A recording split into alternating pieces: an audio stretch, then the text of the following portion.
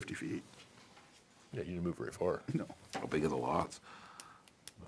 1 acre each.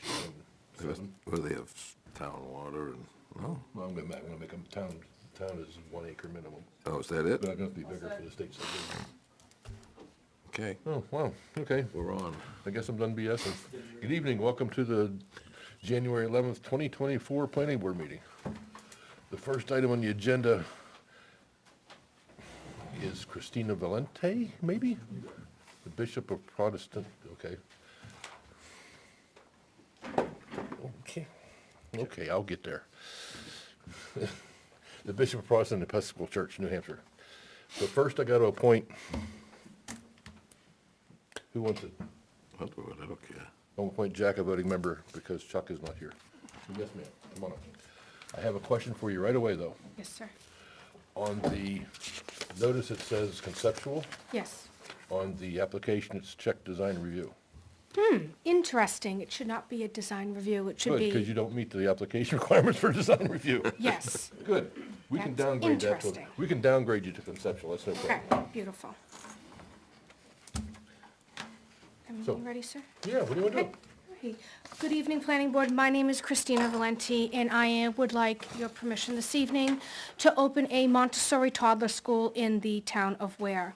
Covered Bridge Montessori, I would like to put at the Episcopal Church in East Ware. I'd like to take their old church space and turn it into a Montessori school just for toddlers. It would be children ages 18 months to 3 years of age. It would be a school year program and a half-day program as well. Included in the tuition of my school would be a full diaper service and a full laundry service so I could focus on toilet training. One of the reasons why I want to go to the town of Ware is that it is my understanding that Ware is an infant toddler desert. There are no schools for parents to send their children to. All there is nursery school up. But if they had a lower school for children of toddler age, that would be really great because it could be a feeder for the schools. The tuition of my school for the school year would be about $14,000 because that's including in. We don't care about that. Okay, what would you like to know, sir, then? I'm a kind of a novice at this, so. Parking, traffic, septic, where in the, you gonna do any additions? Okay, no additions. Okay. Parking, I'm going to do a car line. So what I'm going to have them do is I've only been licensed for 10 children. So it is a car line that starts at 8:20 to about 8:30, and they're gonna queue up, queue up. They have like a curved driveway, so they're gonna queue up in that gravel parking lot, and they're just gonna pull up and go. Okay, so if you're coming from 77, you're gonna pull into the gravel parking lot, hang out for a little bit, then drive out and leave? Yes, drive out and leave, drop them off and go. Kiss and go, that's Yep. what we call it, kiss and go. This is gonna be what, in the basement of the, It is gonna be at the side, it's the old chapel. When they you get the built, building to be on the left side, is what you're saying. yes, it would be on the left side, Okay. yes.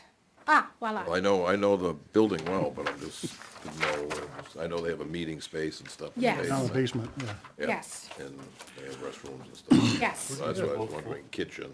yes. Came with, Okay, so but you're gonna be Upstairs, upstairs. Okay. I'm not You'll- providing a food service. The parents will have to bring their own food. I don't do that due to allergies and everything like that, so I would be providing my own, they would be bringing their own food. But I will be providing a diaper service and a laundry service in with the tuition, Okay.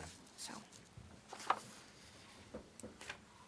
So what are you doing with all the used diapers?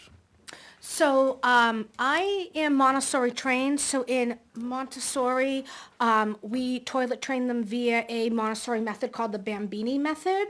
So after the first month of school, every child that's in a diaper moves to underwear, and it's about the senses in your body and the nerves down in your genital area to toilet train the children.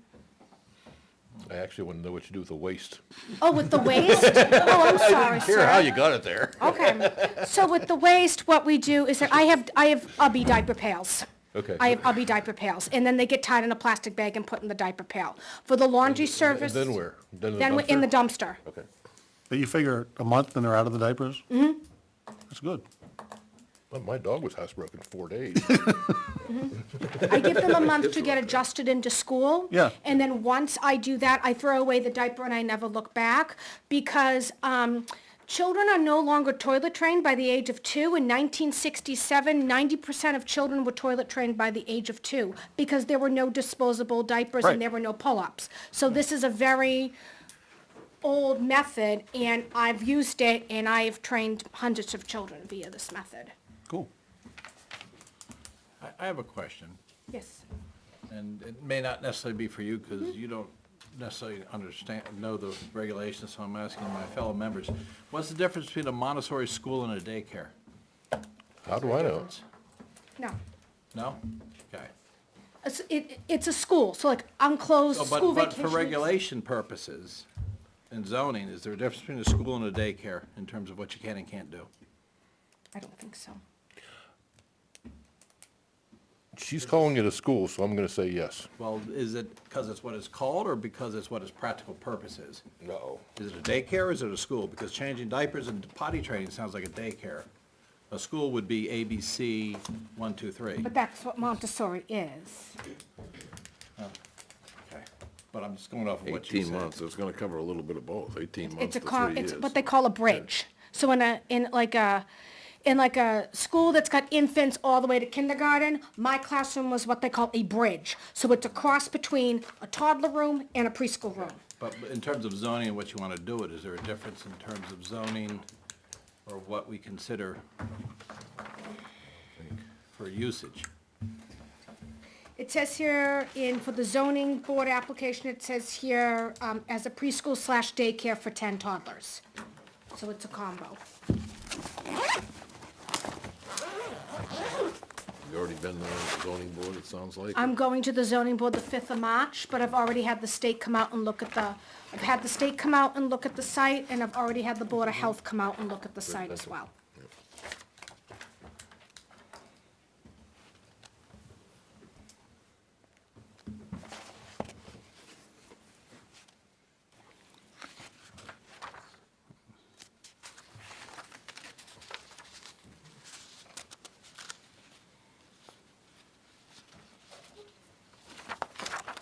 That's a good question.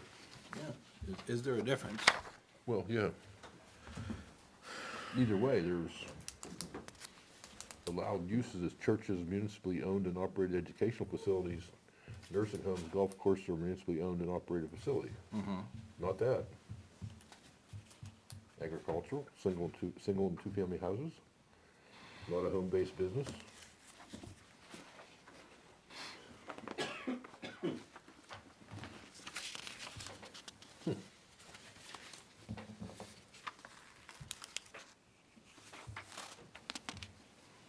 Now, it is my understanding that the bishop is approving a Montessori school to be opened in New London, New Hampshire, and they're not having issues with that. That's New London. Well, Okay, I'm just saying, That's I'm not not really where. sure. and you don't know, I mean, we have several zoning classifications in town. Okay. So it depends on where you are in town, what zone you're in. And then the allowed uses fall into Okay. play depending what zone you're in. Okay. We know the zoning? Pardon me? The zoning? Is it residential? Okay. Yes. I was just double checking that to make sure that's what. You said you were going to the zoning board I am, the 5th of March, for, for Yeah, what a request for a special exception for, to open the school. Because the zoning must not be, got to be special exception to the zoning. okay. Article 19, let's see how Yeah, it's, we knew it was 18, but So she's already got that part. multifamily, seasonal camps, bed and breakfast, sawmills. Yes, I was just going to flip the page, I saw private schools at the bottom of the page. yeah. 1918, it's private schools and daycare both in there, so. Nobody's already been through this. So if you're going for zoning for that, that's what we need, so.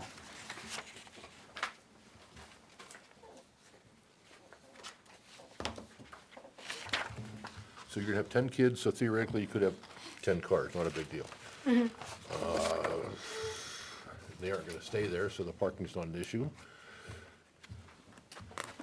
Hours are gonna be Monday through Friday, I assume? Monday through Friday, the children would come 8 to 1. Now, I do want to say, Mr. Francisco, correct? I'm Craig. Mr. Craig, I do want. No, mister. Just Craig, okay. So I do want to say, Craig, that the state has approved me to do 3 options. So option A, I could do an AM class and a PM class. So Okay. like my AM class could be 8:30 to 11:30, and then my PM class could be 1 to 3 or 1 to 3:30. B, they've offered me 8:30 to 1. Or C, they offered me a school day class, which is like 8:30 to 3:30. I'm gonna start with 8:30 to 1. I think that is, then the toddlers can go home and nap, and parents that work from home can have their children nap and things like that. So I'm gonna start 8:30 to 1. Maybe down the road, I might do 8:30 to 3:30. I don't know if an AM class and a PM class for toddlers is the best ideal. I've been doing this 25 years. It's that 1 to 3:30 is usually their nap time anyway, so I'm thinking maybe down the road, maybe add to full day, but I'm starting half day to start. When you apply, you might want to think big. That way you're approved for 8 to 4, or whatever it is. And then if you're only operating 8:30 to 1:30, it doesn't matter. You know what I mean?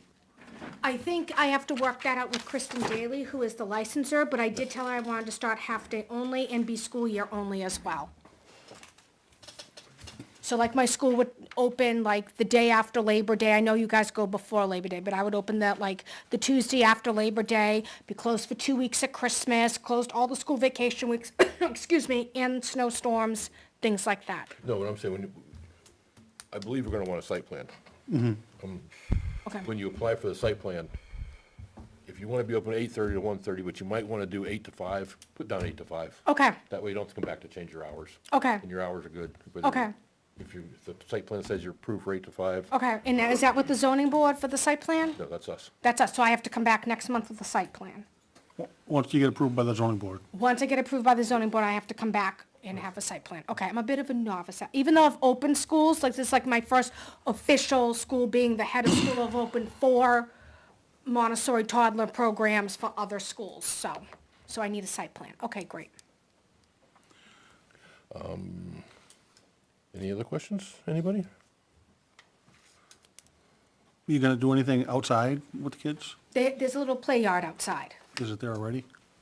Yes, it's already there, yes. You're not making any bigger or adding? No, anything? I'm not, no.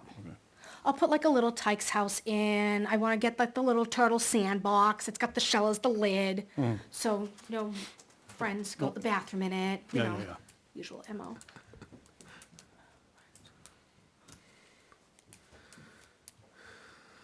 Questions? No? Comments? Okay, I think we're all set. I think Thank it you. sounds good. thank you very much. Thank you. Good luck at the zoning board. Thank you, thank you. Thank you. Well, sorry, there was a miscommunication there last month. And it was so sad, sir, because I invited all my parents to come, and I sent them all Christmas cards, and I have a bad feeling they all showed up. So, That happens. Okay, next item on the agenda is George Overton for another conceptual at 257 Dustin Tavern. Hello, sir. Hi, my name is George Overton, 257 Dustin Tavern Road, and I'd like to open up get a wholesale dealer's license out of my house, a car dealer's license. For all intent and purposes, there's no traffic.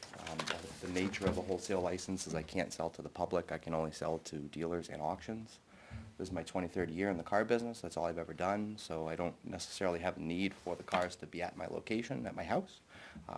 Typically, you buy them online, and I can ship them to whatever dealer, wherever they're gonna go, so. I just need to be able to facilitate the deals out of my house or have an office in order to be approved. You work there alone?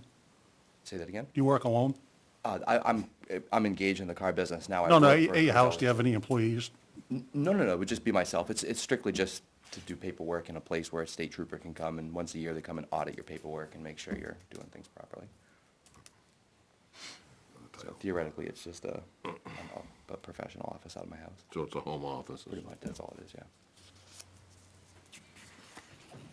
So I don't think there's any reason why the state wouldn't give me the license. I've held 3 before. I don't have any issues with the state, never had any problems. It's just usually they just want the town approval because they're gonna send you guys a letter making sure it's okay that I do it here. And then they come out and inspect the site. Yes. I would assume it's allowed, that's gonna be rural ag down there, right? Or is that village? No, it's village. That's village? Yeah.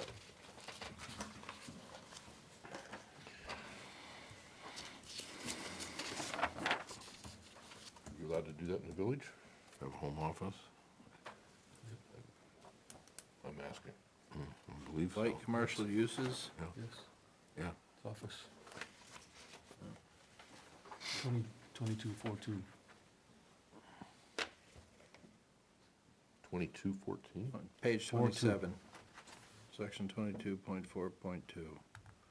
Light commercial uses such as those limited. Offices, churches, schools. Okay.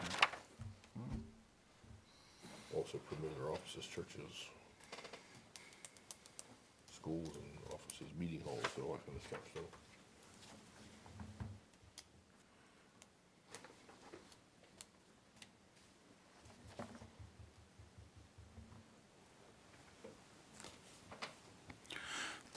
So you're obviously not gonna need a sign or anything out, you're gonna, So that's when the state communicates with the town. Typically, what they express is you need a sign with 10-inch letters that you can see from the road. So if you'll allow that, I could have the sign. If, I used to have one out of my house in Merrimack, and they didn't make me have a sign. So I it's, guess it would be the purpose of the sign, really, I mean. it's just a formality, what they do, because they lump everything together. A lot of the dealerships have the same qualifications, except for like a retail, you need a certain square footage. They get rid of that based on just like a home office, but they still keep all the other requirements the same, but they have been flexible in the past. Yeah. So you're gonna basically gonna buy cars online and ship them online and that's it?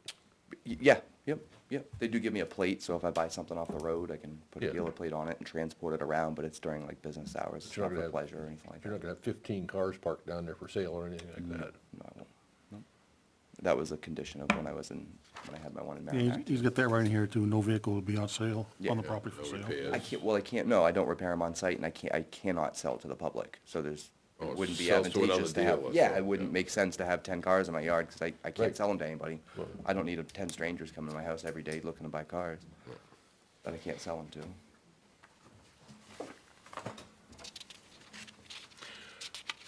Could you, just do me a favor, I'd like you to just take the same format here and just add a line on the bottom saying you don't have any on-site employees? Other than just yourself, I mean, yourself is, we're not counting yourself as an on-site employee. Yeah, okay. Yeah, like right now, I'm gonna. Yeah, yeah, Sure. the one that he wants to keep in the file, do it on the original. Yeah, not any of these, because these are all scribbled on. Yeah. Because I don't see a problem. No, I don't either. Well, once we get that employee thing straightened out. Right. Yeah. There's no employees, you don't need to worry about traffic, parking, septic, or anything, Right, because it's just him. right. Yeah, there's nobody that works there, it's just myself. right. Like I said, it's just doing paperwork. I have a filing cabinet, and they come and audit you and make sure you're selling cars and you're doing your paperwork properly and titling cars properly, things like that.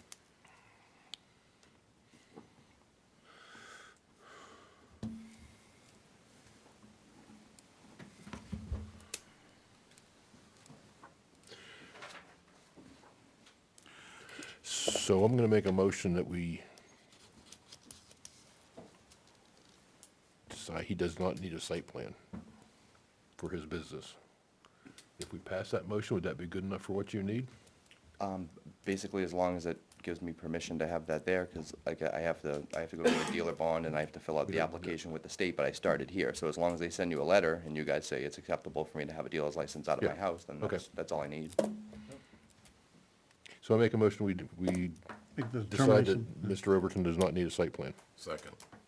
Discussion? All in favor? Aye. Aye. You're all set. Perfect. Thank you, gentlemen. Have a great day. It's almost like late court or something. Bang, bang, bang. I watched that the other day for some reason. They go back, what, the new one? No, the old one. Oh, the old one. I'm back again. Where do I get the application to get the site plan? In the land use building Land use. department over there. Okay, and are they out there available? No, They're also available online.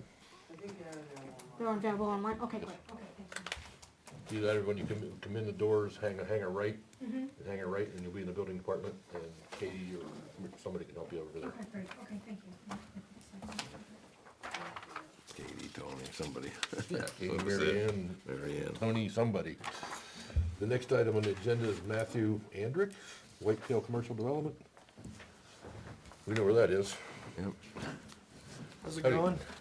My name's Matthew Andrick. I'm looking for approval to start up a state inspection station at 33 Whitetail Lane, Unit 1.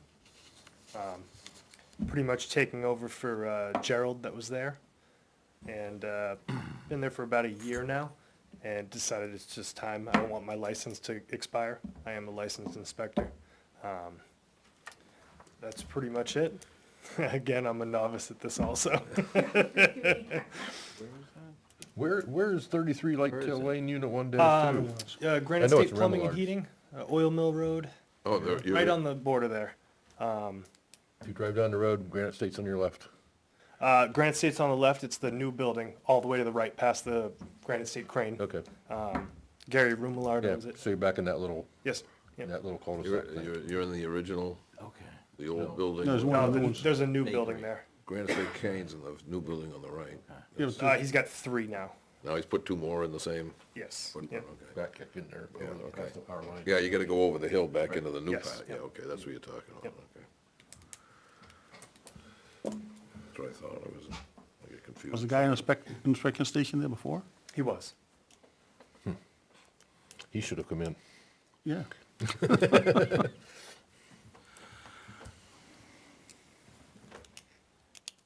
Surprised the state gave it to him.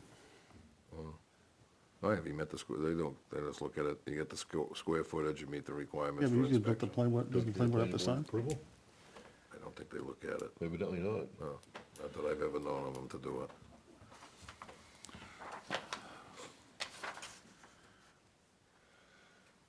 I'd have to look at that site plan, see what the conditions of what could be done and what couldn't be done there.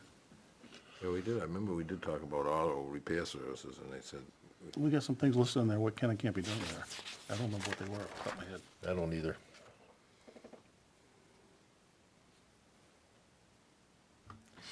I don't think I have, I might actually still have something, no, I cleaned it out the other day. Didn't clean that real well, but I cleaned it out the other day.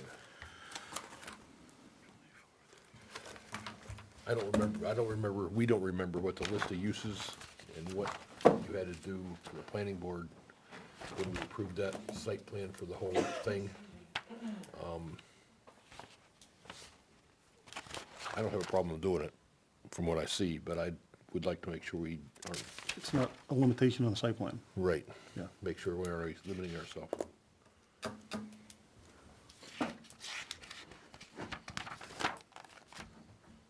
When's our next meeting? We have one in the other month? Oh, we have one the other month. 2 weeks, I assume. Yeah. Come on, work.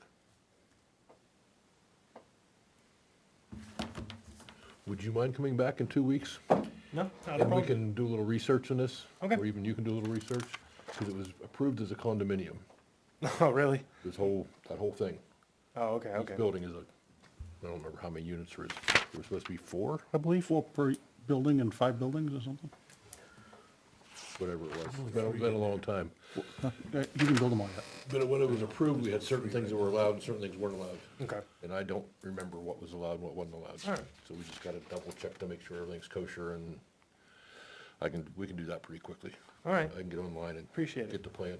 Okay. Yeah, it's not a problem. So 2 weeks from today? Yes. Okay. Same time? Same time, same place, All right. 2 weeks. All right. Thank you, guys. Thank you, sir. Okay, see you in 2 weeks. And you'll be first.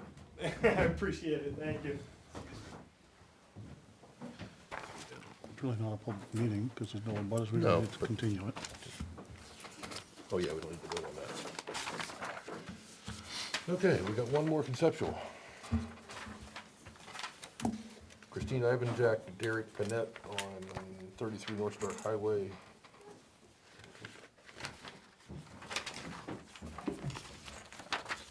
I have a letter from Christina, basically stating that I can speak on behalf of the property. Yes.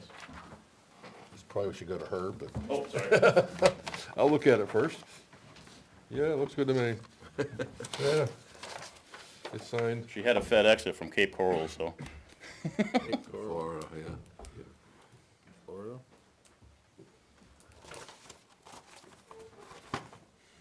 We'll leave this right here for, Okay, thank you. I won't lose it.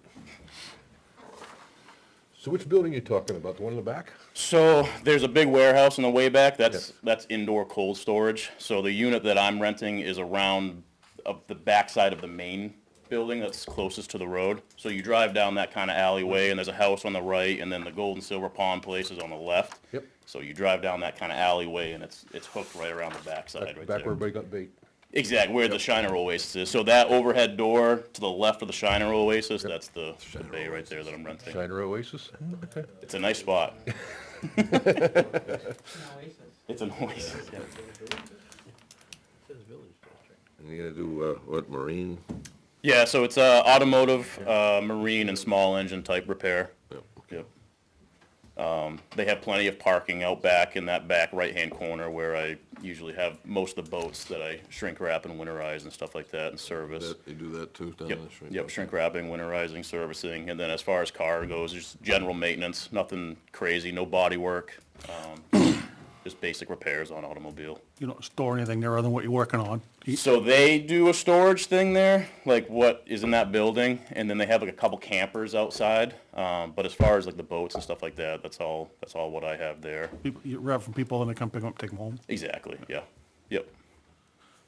Or if they want storage there, they go through the Ivan Jacks and pay them to store. I don't rent that spot out. Right, right. I have kind of like leeway of where I can park out there of customer boats and cars and stuff like that, but anything that is rented, it goes through them. And I think they have already been approved for a storage type situation there, I think, so. Yeah, it was original site plan, it was. I don't remember. He's in the Advantage Malls. Yeah, I know. Yeah, Yeah. I did the original site plan. Did you? Yeah. 15 years ago. Or more. I don't remember that. Any employees? nope, just myself. My wife wants to quit her job and work for me, but I don't think Oh, you don't want to that's- do that. I don't want to do that. No, not yet. Not yet. I told her to pump the brakes. I have a certificate from the state of good standing with the, I don't know if you guys need that, and I have proof of insurance. You have an inspection station in there? or No, You're not? no, and I don't know if I'm gonna go that route or not. Probably not. Just more of a headache than it is, than it's worth. Can be. It's, So, you at just this make, point, I'm not doing an inspection station. just mechanical repair, right? Yep, Not body mechanical. work. No body work. Nope.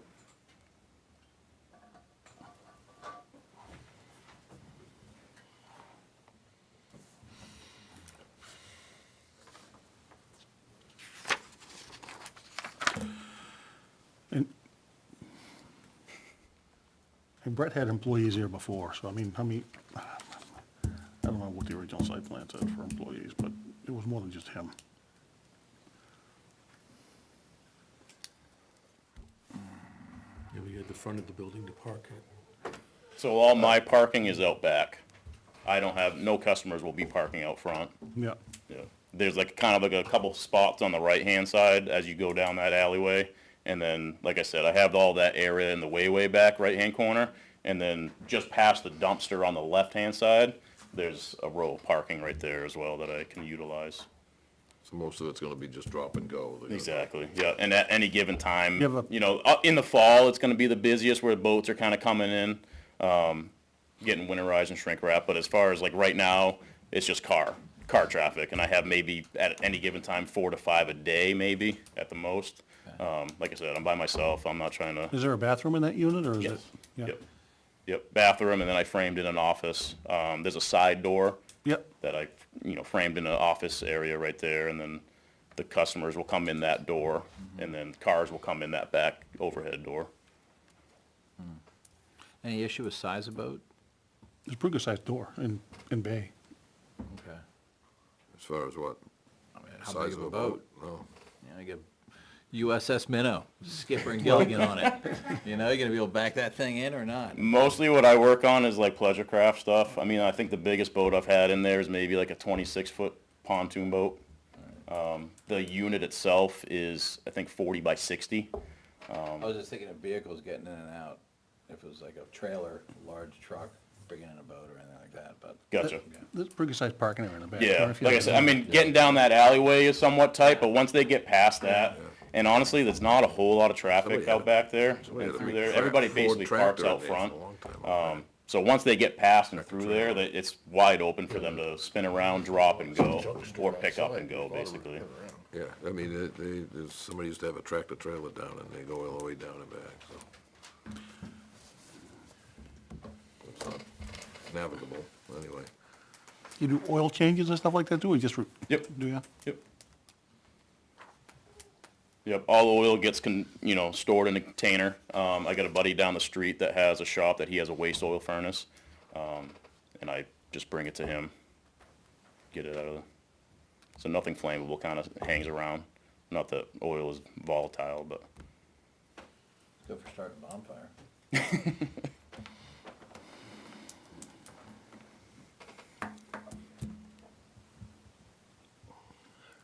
You park customer vehicles outside overnight?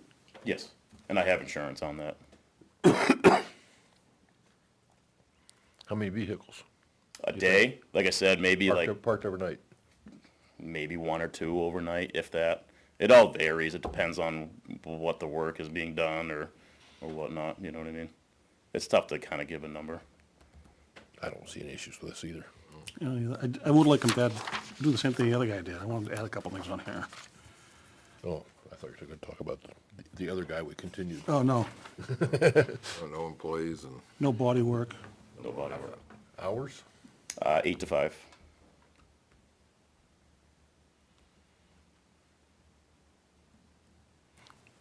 Six days a week, 5. 5 days a week. No, I got a wife and kids. She'd kill me. I gotta have weekends.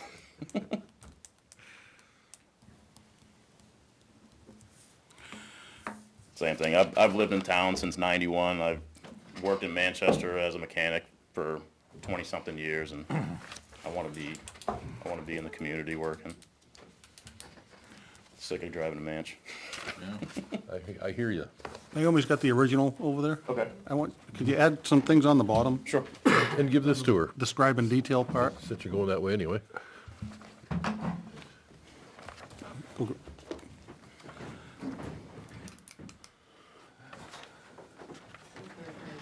He's gonna have 2 employees, I'm sorry. limited to 2 employees. Limited to 2? Yeah.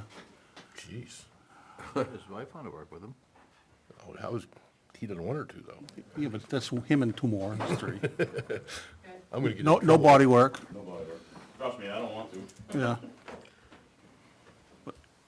Hours 8 to 5, Monday through Friday.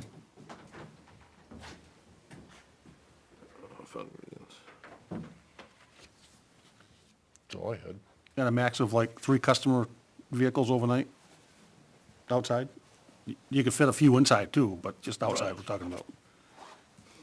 He's got room for a lot more than that. Yeah, Yeah, I know.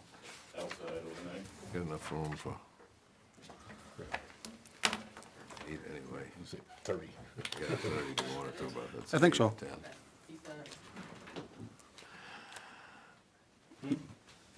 Once you go over those limitations, you have to come back. What's that? And once you go over those limitations, you're gonna have to come back. Oh, well, The letter from Christine. You all set then, Linda? I'm all set. If he's all set, we're all set. You gonna keep that? Okay. Thank you, sir. Thank you. Make a motion to accept it. Oh, should we make a motion to? Make a determination that he doesn't need a site plan. Yeah, Yeah. you did that just Yeah. now? I second the motion. All in favor? Aye. Aye. Aye.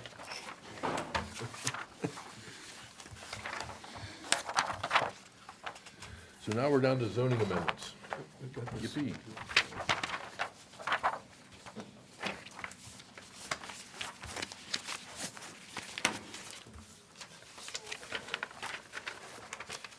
First one is the wetland setback and buffer ordinance. I saw somebody walked in who definitely wants to hear about this one.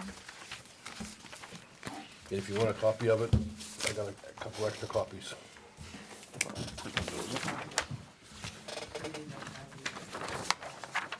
That was not with my new revised one as of yesterday. New one Oh, approved.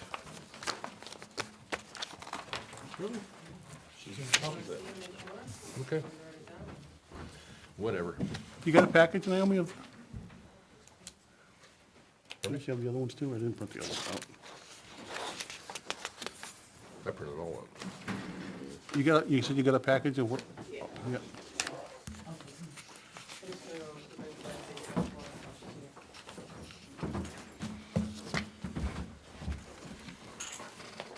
Oh, I've got that.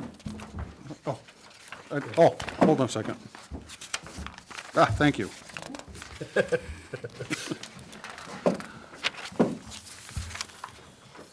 So the first one's a wetland buffer setback ordinance revision.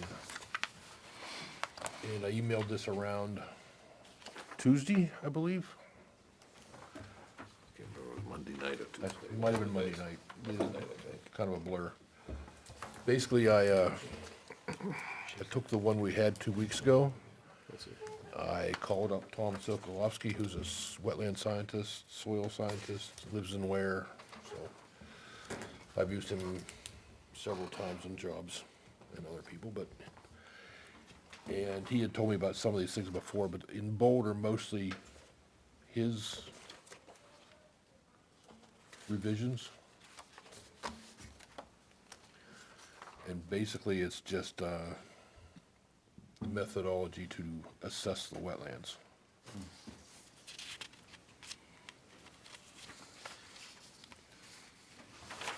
And some typos.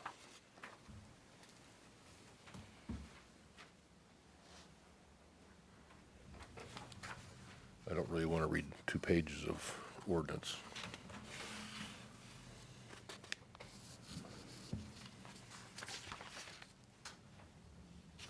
For the audience, the purpose is that right now, if you have a lot that was created before 2003, you do not have a setback. After 2003, you have a 50-foot wetland setback.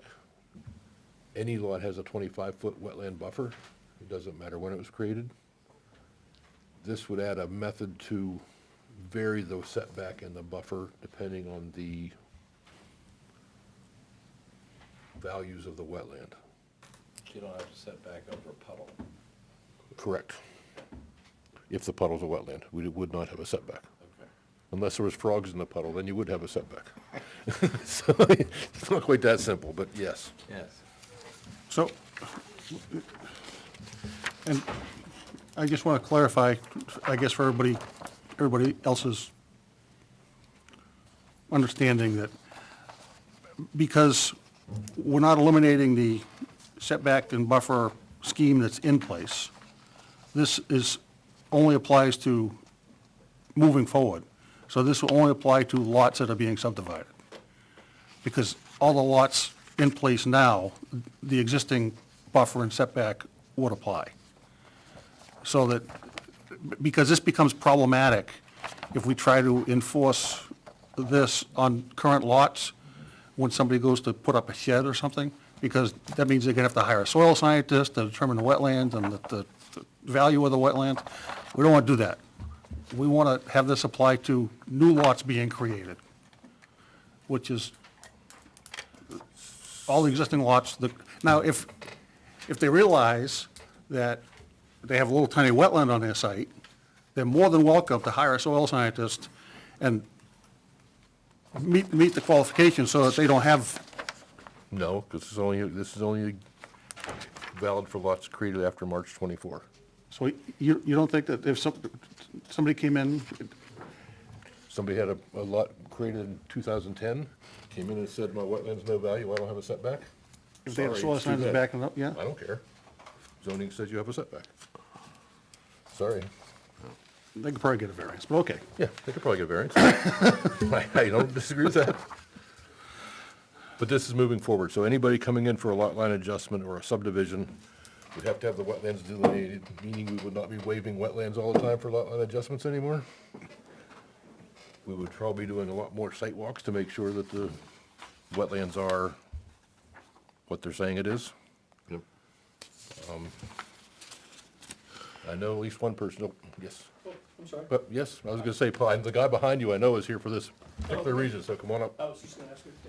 Yes, public comment. I'd be glad to have those who wanted to speak to it before. So, I was a late comer to the meeting. You'll stay for last? I'm just gonna be, I have just a quick comment, Sure. question. I appreciate the overview that you just gave, both you gentlemen, that, you know, the insight. I don't have the knowledge that you guys have, being on these boards for years. So I get into the election every year and I go, oh man, I don't know anything about these zoning amendments and I gotta spend more time on it. So that's why I'm here.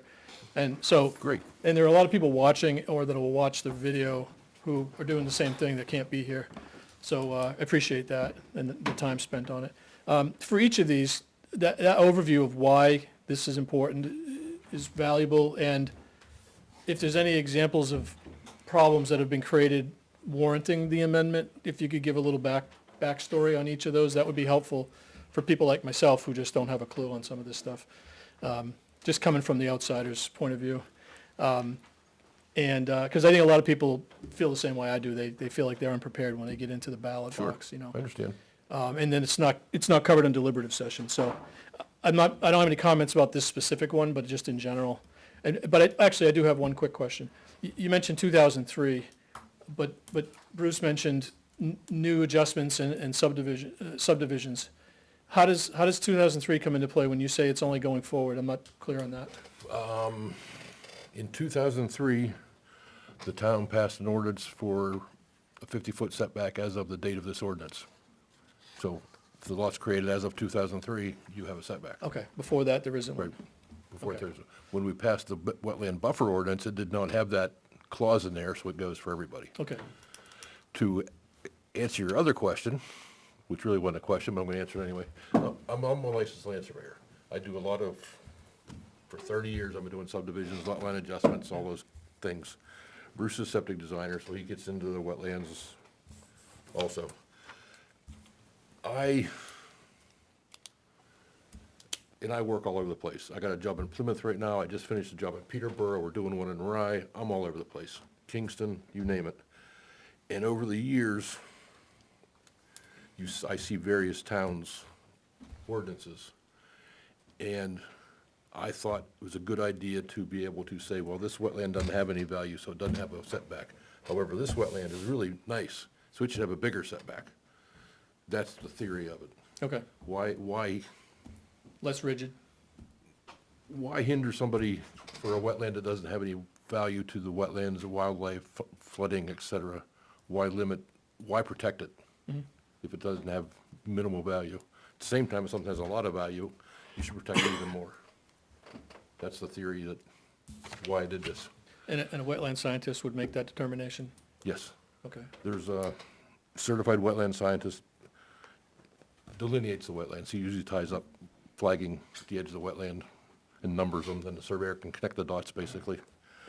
And there's methodology in here, there is now, to write the report and assess the various values and functions of the wetland. is there additional cost to somebody filling out a permit process, to have that done? Sounds like it could be helpful to some people, but I'm just curious of cost to bring that person in. It's probably gonna take a couple hours to write the report. I mean, the guy's already out in the field delineating the wetlands anyway, so he Already. already sees what's there. Yeah. It's just a matter of putting it on paper, so say a couple hours to write the report, Doing the value assessment. right, Right. couple $100. So it's not a new thing, it's not a new requirement, it's already happening. It's done in other places, yes. Yeah, if If you ever do a wetland permit, you have to do it. you have to do it anyways. I mean, if you're ever gonna disturb a wetland, you need a permit from the state, Okay. DES, and they're gonna want a report about the values of the wetland. Then if they do a subdivision currently in town, they have to have it delineated anyway, so the guy's out there flagging. Right. So that field work is no different.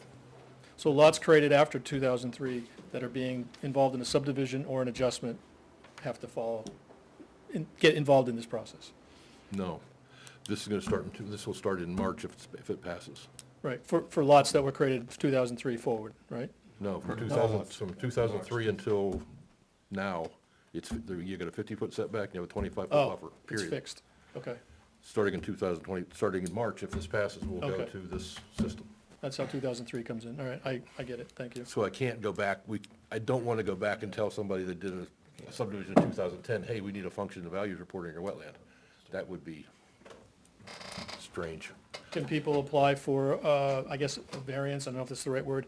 If they want to pay for an assessment and it's low-value wetlands to adjust it? I would do that if I was designing a septic system, say on an existing lot that was subdivided in 2010, and it would open up a window for me to Right. give more flexibility with where to put the house and septic system if that wetland didn't have a buffer. Yeah. And if it was just a smaller thing, then I would go for variance for that. Could give some freedom to the I landowner. mean, it Right. could be, you want to put your drive, you want to have a side load garage, you got to be close to the wetland to get the garage in. There's Right, okay, many things you would need it for without needing it for the actual leach field. okay, Yeah. thanks. So right. that's the theory. I'll give some time to other folks. And my name is Tom Flaherty, Sunrise Lane. I didn't mention that. Okay, thank you. Thank you.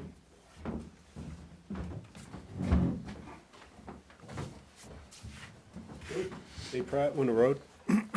I was at the, I saw the Conservation Commission when you presented this.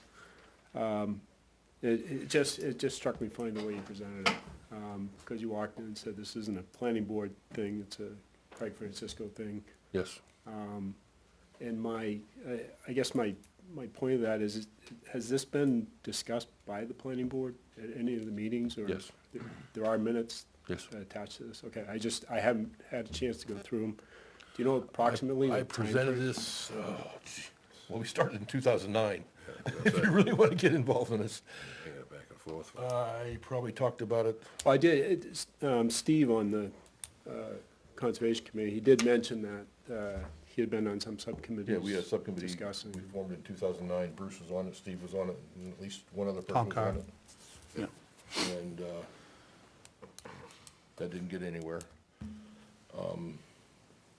But the plan this year to bring it to the town for a vote, that's been in the works this year? Yeah, we started talking about it this summer. You did? Okay. I just want, I haven't seen all the minutes, so. I know we talked about it quite a bit a month ago. Yeah. But we talked about it, We talked about it off and on all summer, About all summer long. a year ago, Yeah, and we decided not to bring it forth last year, so. There was a good point brought up by Susanna on the commission yesterday. She had mentioned that why couldn't there be an option to maintain the 50-foot setback instead of incurring a cost if the applicant decided they didn't want it?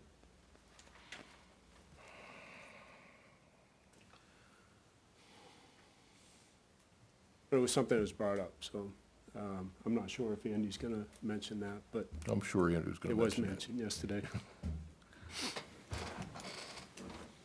And other than that, I don't know how much of an advantage it is to, it seems like a complicated system over something that's been used and doesn't seem to have been a problem, but it's my opinion. It's not as complicated to the certified wetland scientist, it's probably not as complicated as what you and I think it is. Because I agree, it sounds complicated, Yeah. but to the person that has the education and schooling behind it, I'm sure it's not. Just like surveying's complicated, but it's not to me, it's pretty simple. Is this, I mean, is this something that is gonna make it more appealing to put in subdivisions in the area? Is that the ultimate goal of this? Or, you know, are we trying to attract builders and increase the town? And I'm just what's the trying to make it, ramifications I'm of just building trying to that? make fair setbacks is what I was thinking. Like I said, if the wetland doesn't have any value, why are we protecting it? But the 50-foot setback is not fair in your opinion? For a wetland to be, that's, you could have a wetland the size of this table, and now I gotta stay 50 feet away from it. And the wetland could have no value whatsoever, but I still gotta stay, that's suddenly 105 feet I can't use. But it's been problematic in the town in the Well, past? I know of a couple of houses built in the setback, I don't know if they ever got a variance or not, but So a couple houses out of I don't know. I didn't. hundreds? I didn't do a survey to see if there's, Right. what the issues are. Right. Well, I'm just, Like I I'm said, just my trying to clarify background, in I'm my looking at mind. everybody else's, every other town's ordinance, and I kind of Right, brought them all together into this. yeah. But I'm just, in my head, you know, just because other towns have systems in place, are they advantageous, you know, to our town? That's my opinion. They're advantageous in protecting our waterways. I mean, we've got a lot of feeders to Horace Lake. We've got Yep. a couple of rivers around through town that, a lot of tributaries feed into them that we don't want to fill full of nitrates. Right. But you're saying that what we have now doesn't protect that? Well, this is gonna protect the good ones more. Instead of 50-foot setback, the valuable wetlands are gonna have a 75-foot setback. Yeah. Oh, it's fair. So, that was my theory. All right. That's all I get. Okay. Thank you very much. Anybody else? Mr. Fulton?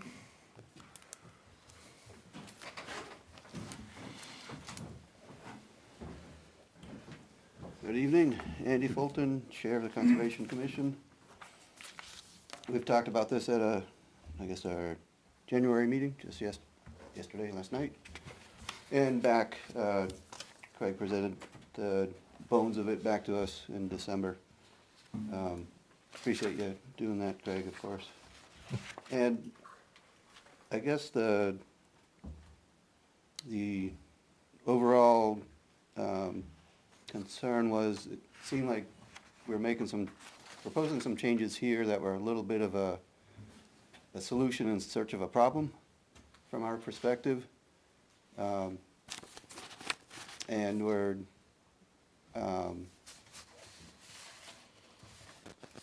we're going from something that's very simple right now, this pushes towards something that's more complex. There's a lot of attention that needs to be paid to a reporting that then needs to be evaluated, and appreciate that it becomes something that conservation, like other aspects of subdivision work, I have a chance to comment on. It says in here, you guys, we can't act on it until you're given 30 days minimum to look at it. Yep.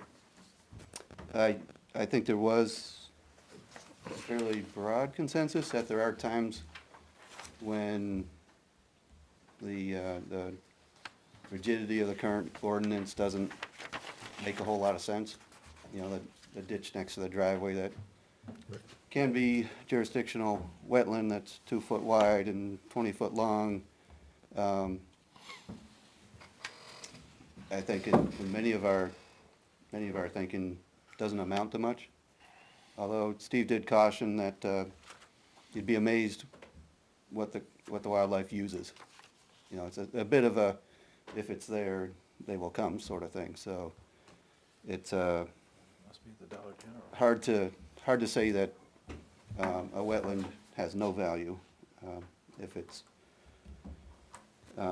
present. Certainly there are some accidental wetlands, and we understand the concept that's being worked with here. On the other end of the spectrum, I don't know that we've seen research that would say increasing the setback might gain additional preservation of the wetland or help. I thought DES were proposing 700 foot setback from a vernal pool. Vernal pools, yeah. I have no idea what They- Wetlands Bureau might be proposing. Wetlands Bureau is either 700 or 1,000 foot setback from all vernal pools. They didn't pass it, obviously. Yeah, So there must be something more value to have that kind of a setback. I'm sure it has something to do with frogs and jumping and running over them and things like that, but. yeah. Vernal pools I are- think in my personal experience as a hydrologist, as somebody who's studied some of the functions of septic systems, you'd be amazed at how much of the treatment occurs in a very short distance. Oh, yes. Most proximal to your sensitive receptor. So in some cases, and this might seem odd coming from a conservation commission, it seems like, while increasing a buffer from 25 feet to 37.5 feet, Doesn't sound like much. it might not bear out that that adds significantly to the protecting the higher quality wetlands. So I'm not sure. I'm not sure. This is just sharing some of our musings last night. And that was a little bit of a concern. And then we looked at the details of the criteria, and we really thought there ought to be some weighting to that, and that not all the criteria were of equal value ecologically. And, you know, one of the surest indicators of high value would be item or criteria number 6, the listed Yes. species. Yep. So we thought, well, you know, if we had more time, could we, you know, if we're gonna adopt this, could we capture a little bit more of the value? So there's some of us who say, well, I'm not sure we need to do this, and then if we're going to, you know, It's the then board. number 6 would, in our view, be a weightier one than some of the others. But I think it's set up to, that each one is of equal value, so any arrangement that, you know, creates the numbering system that tells you whether it's no value, little value, moderate value, high value, or I'm not exactly sure what the words are here and that. So is there any way to scale that a little bit?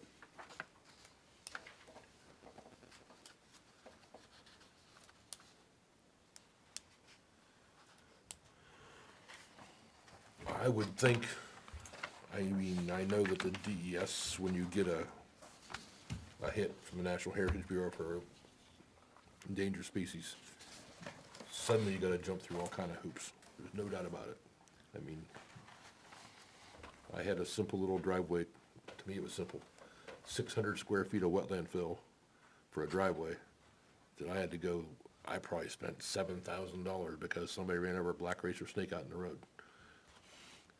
But it was a lot of wildlife studies, et cetera. Of course, that's for a permit, that's not for a buffer, that's for the actual wetland permit. Yeah.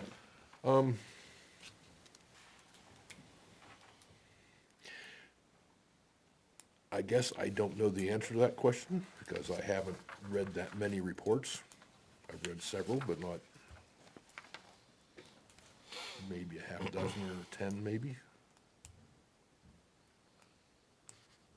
Second, or an additional, My other question, I don't know what Cowardin's classifications of wetlands has in it. I can ask and find out.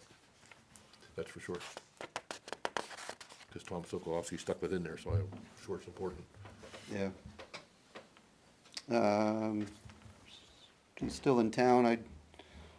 I would, as somebody I know, wetland scientist I know, I would value Tom Carr's feedback on something like this too. Yeah, I do too, I would too. I don't have any contact info for him though. Don't tell me. You can write it down, but don't tell me. I think he did finally actually retire. I heard he did. After many previous But I have another question. intentions. I have a couple other things I wanted to talk to him about too, and I don't have any contact info for him. Well, absolutely, I would share that, and I would value his input on it. So those are a couple things that go to well, you know, a little bit of a, where's the fire? Can we take a little more time on this to vet it a little deeper and go further with it? We've been dealing with this for almost 15 years, off and on. Like you just, everybody just said, we had a subcommittee in 2009. And I've been trying to bring this up last 5 Oh. years. We didn't hear about it till December. That could very well be, but Steve was on the subcommittee Well, 10 in years. 2009. Yeah, 15, I guess, yeah, we're talking Right. 15 years ago. So, sharing our, the point where we were at last night in talking about this. And I forget your name, sir? Dave Pratt. Yeah, Dave mentioned Zuzu's comment. you know, is there, or could there be an option for somebody who's perfectly comfortable in the two-lot subdivision or whatever it might be going forward to say, you know what? I appreciate that I, you know, could, or if it was set up as an option, I could go to an approach that would allow me greater, you know, unfettered freedom on my property, but I'm not concerned about that. And for me, I think it would be less expensive just to stick to what we used to do here. Well, in my opinion, in that case, we just say, okay, it's gonna be a 75-foot setback and a 37.5-foot buffer. We assume it's a great wetland, unless you're gonna do a report. Make sense? Oh, that's taking it one step beyond. We hadn't considered I that. hadn't thought about it until tonight, but Yeah. Yeah, I mean, if they want to assume the worst condition, if you wanna assume, if you don't wanna do the report. Depends, it might be the best condition in somebody's view. You know, it might be Right. somebody excited about having a high-value wetland. Could be. right. And be like, I have the highest value wetland here, or something to that effect. Got You a know, better, that- I got a mean- better one, I can show it to you. But if, I mean, if somebody came with a plan that just showed a 37.5-foot buffer and a 75-foot wetland, you know, setback around it, then we certainly waive that report requirement. You don't see how we couldn't. That's the way around that. If you don't wanna Yeah, spend a that's couple $100 interesting. for a Hadn't- report, hadn't- just go with the max. Lastly, we tried to envision some of the larger subdivisions we dealt with in the last 20 years. And some of them have quite a complexity of wetlands. Yes. So there might be, you know, pocketed wetlands, you know, closed wetlands. Yep. On the order of 30 or, you Yep. know, one big one and 5 little ones. And Well, would it be a one-size-fits-all if you've got the one large wetland that's, you know, well, I'll go ahead. we'll go to the highest category, the prime wetland. I'll go ahead and I'll go ahead and mention something we both worked on. Yeah. Brookshire. Sure. You got Hughes Brook going through it. Obviously, that's gonna be a high-value wetland. Yeah. No doubt about it. But there's also a couple, when you drive in, you make the turn to the left. Mm-hmm. Before you get to those houses, there's 2 little isolated pockets, and I mean, they're literally the size of this table. Why would they have a setback? I haven't seen them in years. Maybe they're great, but I don't know if I ever saw them, except on the map. But things like that. Hughes Brook is So obviously, the burden would be on the subdivision designer to assess those individually for On the their wetland side. ranking criteria. the wetland scientist. Does the Right, ranking. during the design process or during in creating the data that would go into the design. Correct. Obviously, I mean, all the good land, big chunks of good land is essentially They're going. already been used. So the stuff that's come before us now is fragmented. I'm not sure I follow, Bruce. We don't have very many farm fields that are nice and dry coming in here for subdivisions anymore. It's steeper and wetter land that's left undeveloped. Unless That's statewide. something's been, you Well, know, yeah, there is a few, no doubt. about something's been, you know, held for a long time, then it goes into new ownership, the family changes or what have you, then, it. But then that could change. mostly it's the steeper, wetter parcels that are coming, that I'm working on at least, maybe not in Ware, but what I'm working on are mostly not very good parcels. yeah. Another thought of this whole thing is I'm doing a job in Plymouth, 2 jobs in Plymouth, one he's helping me with. And I had the wetlands flagged by somebody else, not Tom, because he couldn't do it fast enough. And he flagged, how do I say that, there's a 4-acre field that was abandoned. It was plowed, and abandoned and plowed. There's a strip 7.5 feet wide, 140 feet long, it's a wetland. Because it was, if it. Plow furrow. Well, I think we've all seen irrigation did. tire ruts that Yeah, turn into a exactly. wetland, you know? Yeah. But now it has pine trees this big around all through it, and the only reason the wetland sign is sought, he's following a deer trail to get back out the road, to get out of the thick stuff and popped into a wetland. But things like that, I mean, that's what I'm talking about. Why have a 25-foot buffer, 50-foot setback from a 7-foot wide wetland that means nothing? That's what gets me. And it really doesn't mean anything. I looked at it, what's the difference between that and that? I can't tell the difference. Do you know whether there's been a reluctance with zoning board to grant a variance in cases like that to this point? You know, in the last 10 years or so that we've had the buffer? This zoning board? Yes. Or our, Yeah. the Ware zoning Yes. board through the years, Yes, you know, they've boards and they've commissions granted many. change. Yeah. Yes, they've granted many. Have there been any where it's been rejected? Not to my knowledge. But I think, they're not, they've been granting ones when they're part of a wetlands application for like a crossing type thing. I don't think they've been as lenient on applications where somebody just wants to Well, the guy, build a little closer with their house without getting into the need for a dredge and fill permit. They're trying to, well, I know of one site that had a Swede approved a site plan on this summer that got a variance for the buffer for a driveway. Yeah. for a driveway. Yeah. He didn't have to do it. Ah, Now you remember. When we didn't cross the wetland, he could have avoided the buffer, but he went through it. Right, And he right. got, and he got the permit, he got the variance. Yeah, well, certainly the state regulations are pointing strongly towards if you can avoid, avoid. Right. You know, if you had another option. Avoid, that's. Oh, yeah. Any questions that, you know, maybe you came in here thinking conservation might answer that I haven't touched on? Or points of reference?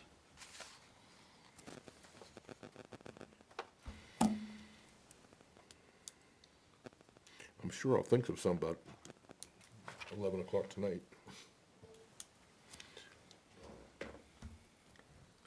I don't have any questions, I already talked to you guys about it. These guys might have questions. So I guess our, you know, big, you know, looking down on it sort of view was, there's a lot of work that's gone into this, a lot of thought that's gone into it, but, you know, we're kind of on the edge of jumping and, you know, we're just thinking maybe we could, give it a little bit more attention before making the leap into the change, but understand that, that perspective is very different than the perspective that, certainly you, Craig, have felt as in being closer to the industry and, you know, might be the feeling of the board to go ahead with it. And in general, I think when you make a recommendation to change the zoning, that goes through pretty well with the voters. I'm just trying to think of some way to make the endangered species more important than anything else.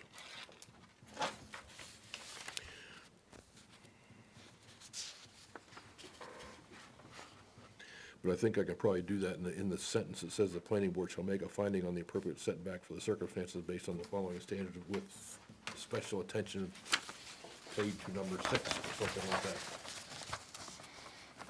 So it stands out a little bit. You know what I mean? Yeah, the zoning's a challenging thing, that you wanna be pretty specific with it, and in a few other, other places you wanna be like within reason, or have that sort of straight face test of something where if somebody wants, or shares a different sort of information, you'd be able to consider it within a flexible framework, and hard thing to do with zoning to craft the wording in a way that captures that without, you know, opening up an angle that gets, you know, exploited for. A client told me like 25 years ago, we were working in dairy, I don't even know what we were doing anymore, but I read the order, so he goes, read that again. I read it again, he goes, the second word, shall, he goes, that's powerful. Yeah, I like that word. I said, okay. Like you said, if it said should, it'd have been a completely different sentence. Or may, but it said shall. Oh, yeah. So if I do this, you shall do that. What a difference a word can make, for Yes. sure. So, It is tricky, there's no doubt about it. glad for your trying to improve things, Craig, personally, that's a comment. Thank you. So, thank you for the chance to weigh in. Whatever changes I make, I will certainly send to you. And if you could send me Tom Carr's contact info, or even ask Tom if it's okay, that'd be appreciated. Even at the 11th hour, his endorsement would carry a lot of weight. Or his saying. Suggestions. Or, yeah, Yeah, or say you're experience. crazy, forget it. Yeah, there's a huge level of similar experience, but from a person who's the wetland scientist, and at the table, Bruce gets the closest to that, but you'd never claim to be a wetland scientist. No. That's why. I think that was probably the first pass here, as we looked at it, we looked for the language, and it was like, we're kind of like, please don't put this on the shoulders of the septic designers, so folks are loading them No. up with things that wouldn't be appropriate. Because I know you guys can do quite a lot in the appropriate venues within the sphere that you guys work on, so, thank you. Okay, thank you. The blackberry jelly was very good. And it's gone. I'm glad you held out until we found that, and Naomi made the point, so glad you enjoyed it. Thank you.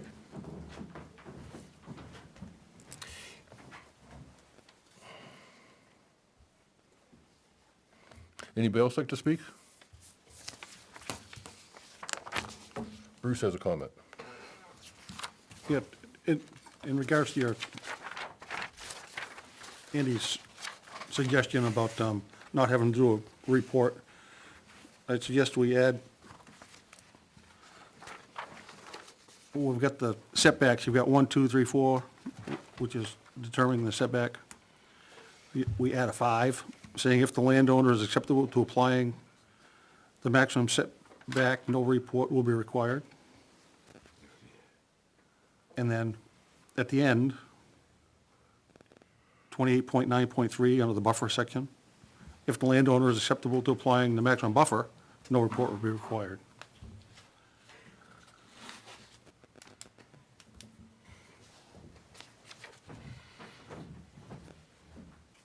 Uh-oh. I closed it for public comment. No, I didn't. Go ahead. Neil Kirk, Mount Dearborn Road. Bruce, if I understood you correctly, that guts the entire thing. No, it doesn't. No. They're using the maximum setback and the maximum buffer. If he uses the maximum setback and the maximum buffer, but he's in an area that Andy thinks needs protection, that really should have a 75-foot. It does, He it gets the is. 75. That's what it gives them. Maximum, not the minimum, maximum. If you don't want to do a report, you have a 75-foot setback. So this ordinance has a maximum 75-foot Yes. foot Yes. setback. Could be 0, could be 4 feet. Right. Right. But the maximum is 75. Right, right, Not 50. right. It's broken down to 0, 25, 50, 75. Thank you. I'm not sure that's quite the right way to do it.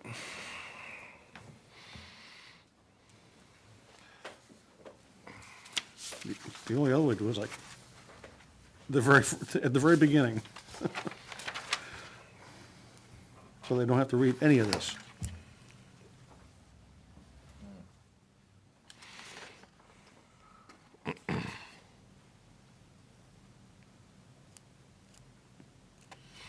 Pastor Bill's the brain is in this stuff. Where do we put that? Oh, I like the amendment that Bruce said at the end, just put it at the end, don't put it in unless the other list, but just put 28.9.3, and then if they want to meet the maximum, then the report would be waived. Just put it in there instead of putting it up further, because that seems to be confusing at that point. That way it's just straightforward. 28.9.3 would be the best place. Yeah, be the best way to do it. Then it doesn't muddy up 1 through 4. Yeah, Okay, then that place would do buffer and setback. yeah. Correct. You're saying to do what? If the landowner doesn't want to apply, doesn't want to pay for the report, that's going to be in 28.9.3 after the buffer? Under buffers? Yeah, because, it's actually 2 point, Actually it'd be 28, 0.9. instead of 28.9, 28.10. it's Put it as actually 10. an exception type of statement. Yep, Okay, 28.10 makes sense to me. Yep, you do it that way, yep. so it's not in the setback or the buffer section. Yeah, that makes more sense. An exemption, So I can do a 28.10 exemption, colon. No Just say report required if a report is not, You can make that 28.9, then 28.10 would be buffers.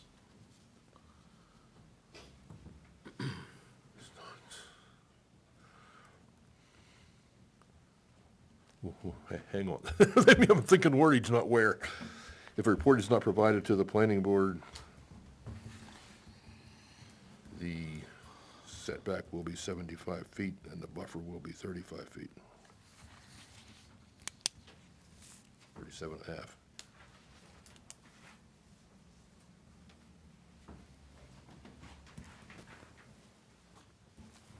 Right? Yep, Something like that? yep.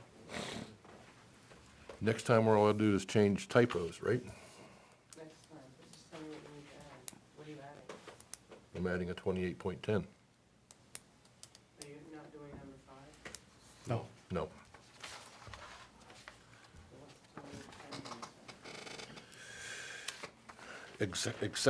28 Exemption, excuse me.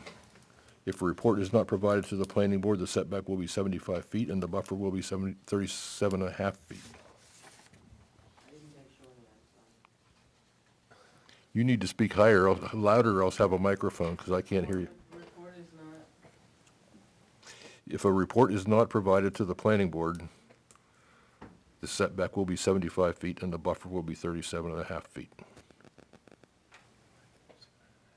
It's half. Because that's how everything else works. Make sense? Yeah, that way they're not asking for any waivers or anything, it's just automatic.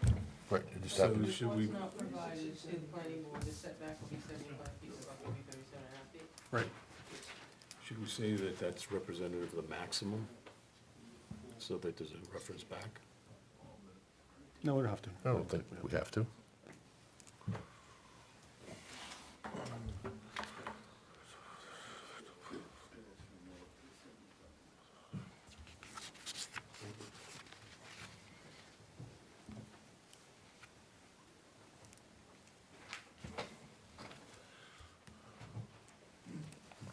See, shall be right there, that will. Well, yes, not will, shall. Yes, I just said how important that word was and Yeah. forgot all about it. Oh, it shall. Instead of the setback shall be 75 feet and the buffer shall be 37 and a half feet instead of will.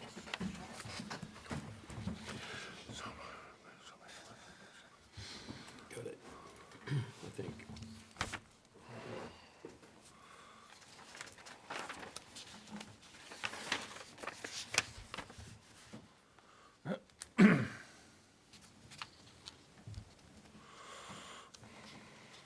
So I was gonna stick in the paragraph that says the planning board shall make a finding on the appropriate setback for the circumstances based on the following standards. After circumstances, say circumstances above, because that's where 1 through 6 are listed.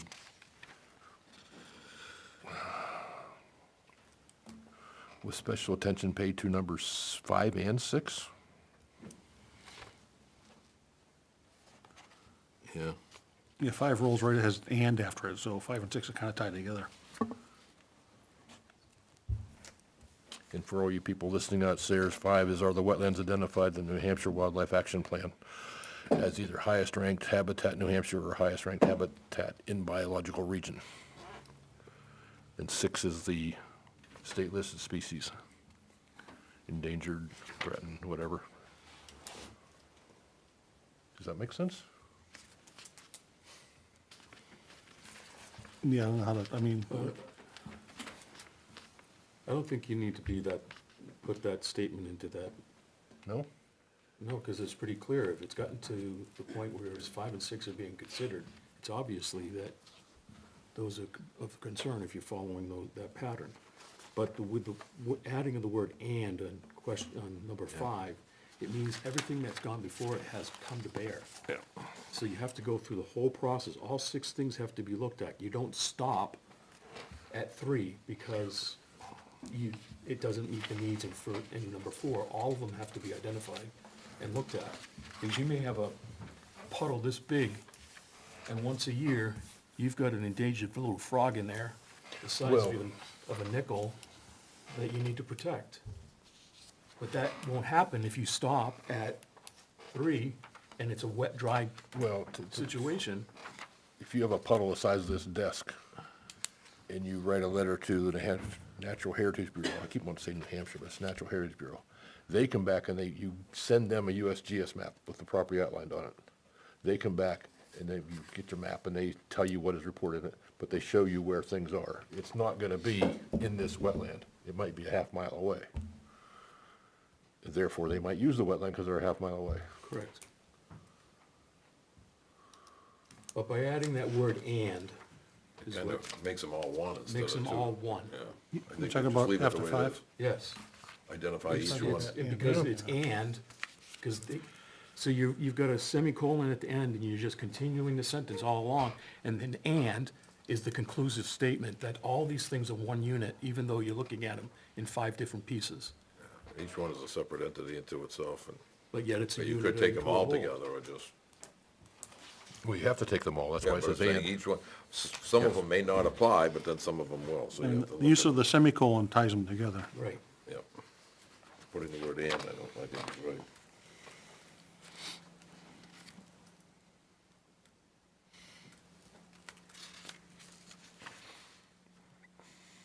But I think what I was trying to say is 5 and 6 are more important than 1, 2, 3, 4.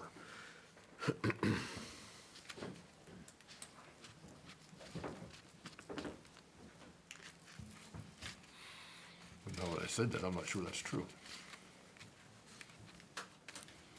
Because like I said, you've got a puddle the size of this table, and there's a Landing's turtle a mile away. But you have to have evidence that it's using this puddle. Yeah, does it, yeah. So how do you Does assess this- that does just this because it's a puddle mile have away? habitat for that turtle? Okay. Talk me out of that. About getting rid of that and. Pardon me? He's talking out of getting rid of that and there? Well, I wasn't gonna get rid of the and. I was gonna stick something after circumstances.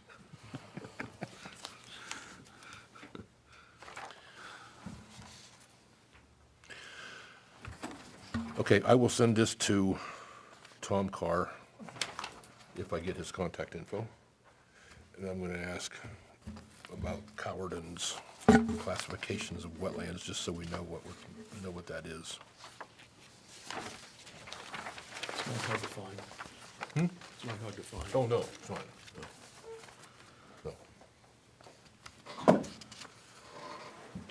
Any more comment from the public?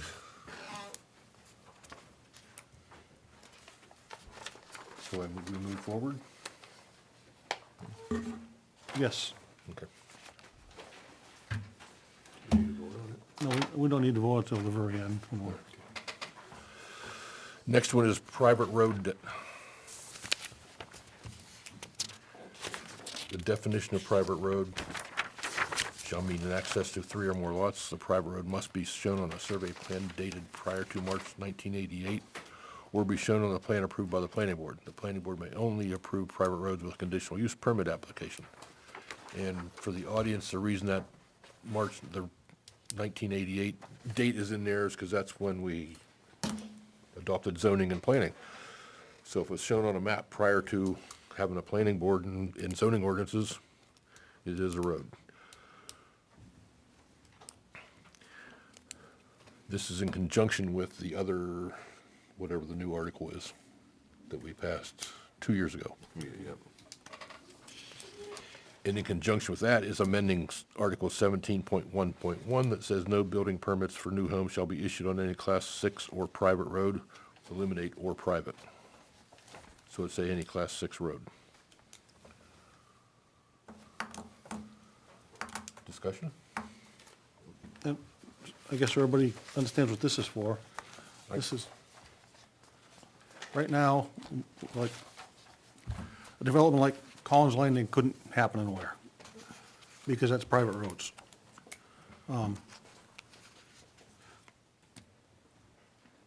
We don't want to be discouraging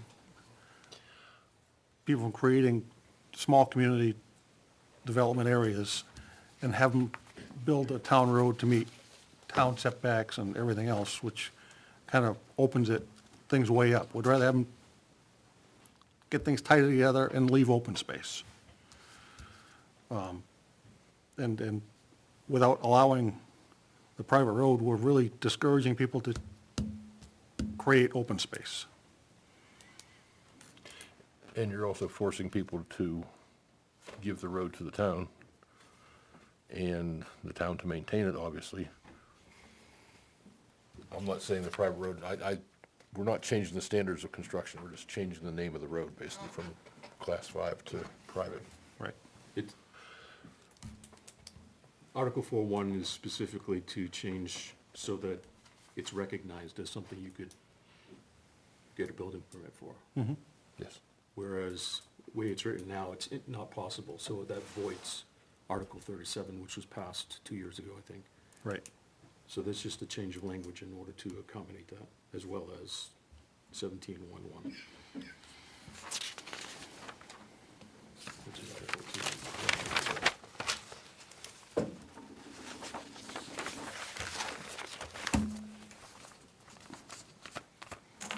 Let's see if we have any comments on it. Oh, public have any comments on a private road?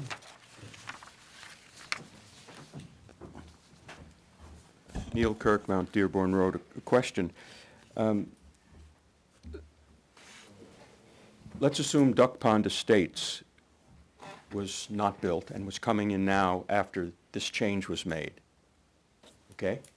What could they do with that property that would be different from what they had to do now?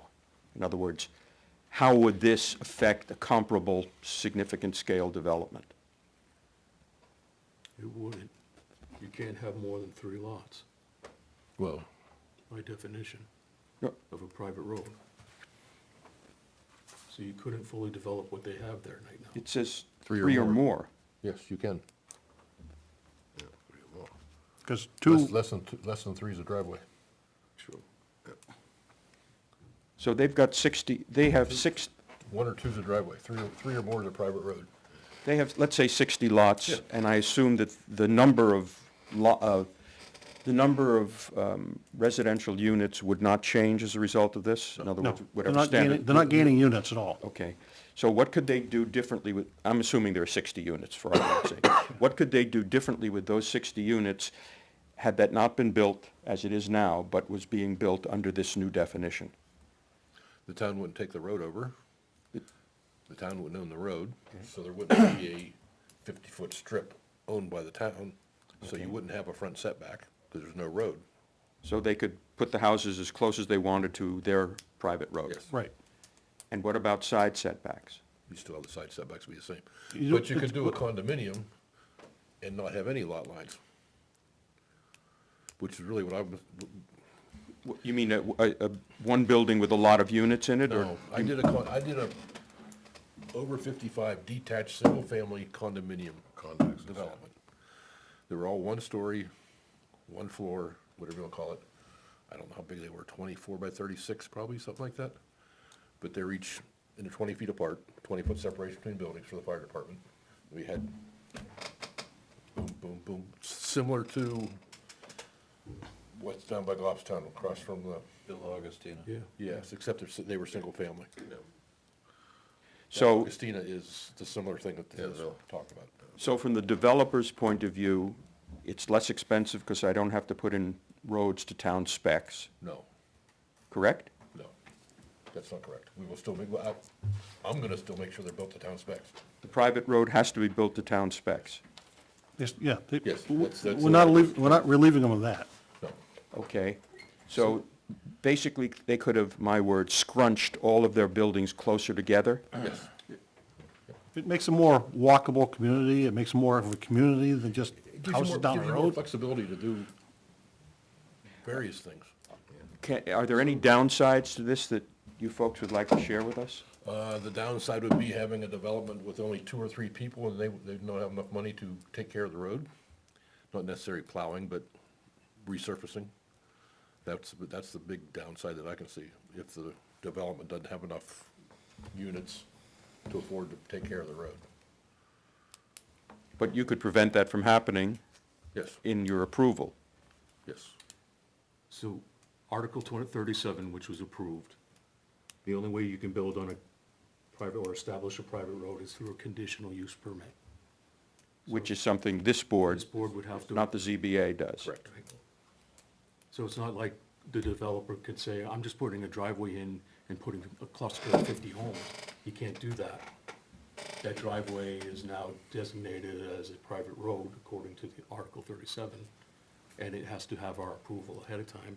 And then it meets a construction of 22 feet, structural section as a class 5 road, et cetera.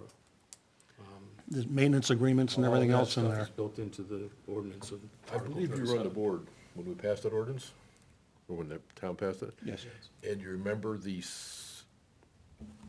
without saying the name, there was a road, private road created at the end of a cul-de-sac to access a lot? You remember now? Sort of, yes. Okay. This is in relation to that somewhat, to prevent that from happening again. But you folks don't see any downside to doing this, only an upside. I don't know. I mean, based on your experience in other communities and what you've seen them The only do. thing I can think of is not having enough people to be able to take care of it. Or the condominium, assuming it's a condominium or homeowner association, them being dumb and voting that we don't need to pay anymore. But it's not going to, as you said, it's not going to increase the number of lots. That's still fixed by other sections of the ordinance. Yep. It will just facilitate, Hopefully, we'll gain Options. more open space out of it, too. Yes. conceivably, yes. Right. Yes. Thank you. You're welcome. And we've got, just so everybody knows, we've got setbacks between buildings, so that we don't need lot line setbacks. We have a minimum between buildings for fire purposes.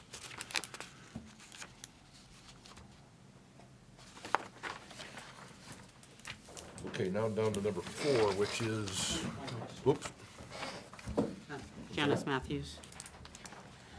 The agenda has item number 3, amendment number 3, says it's the Ware Building Code. I believe that's supposed to be zoning code. So if you reuse this agenda for anything, I believe that's a typo. yes, Okay. I would say it's a typo. Should be a zoning ordinance, then, not a code.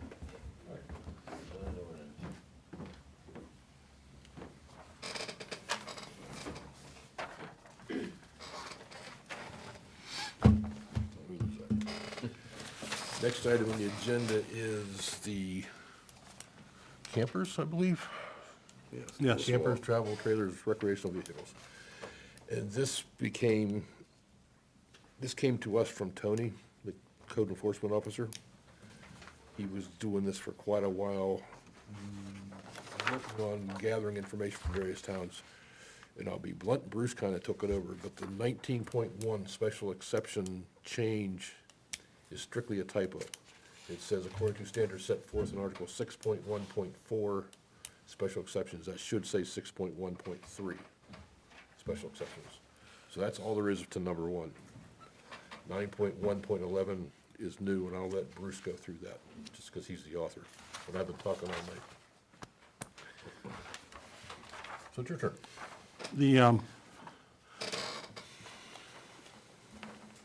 The biggest problem with campers and recreational vehicles and travel, with people just plunking them anywhere on vacant lots, in their driveways, whatever, they're being used for more than what campers and travel trailers are intended to be used for, including people living in them. And campers and travel trailers were not ever intended to be lived in.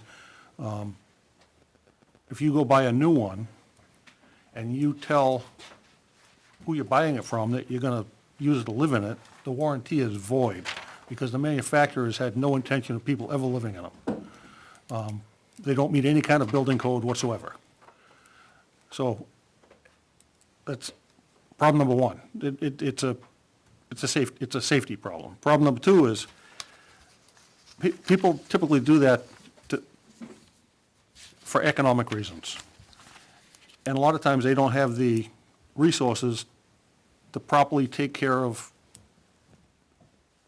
the sewage that comes out of them, because that could be an expensive proposition, especially if you're on a little tiny lot that's by a lake or surrounded by wetlands, which a lot of these little lots are. And in the beginning, it's great, they move into it, they have things pumped out, but then they realize how much that cost them when they use water. So the only real way to address that is to put time limits on, across the board, on how often it can be used in any particular period, which will help prevent people from living in them on a permanent basis. And once you cut that out, then you've taken care of a lot of the other problems that come with them. So the first part of and we put there's a clause in there saying not for rent, which means you can't rent them out. And they can be used for less than 15 days in any 30-day period. And the 30-day period, the first day they use it is the beginning of the 30-day period, so they can't say, we're gonna use the 30 days at the end of one 30-day period and the beginning of another. The 30-day period begins on the first day you use it. So that allows somebody, if they're building a house, they put a camper on there, they can put the camper up there, come stay weekends. They can have relatives come up, stay the weekends. There's no limit to the number of campers, so if they have a family gathering, they can have 5 campers show up at their house and stay there for a couple weeks for a family gathering. We're not trying to prevent people from enjoying their land or their home, but we really don't want people living in the campers.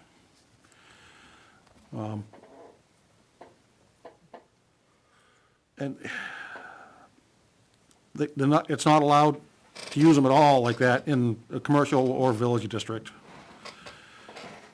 And construction trailers, with no running water or sleeping provisions, they can be used for less than 121 days. So if somebody's building something, they can have one on there. They can put a construction trailer on there for 120 days and build what they're building, and then they have to move it off or get a special exception.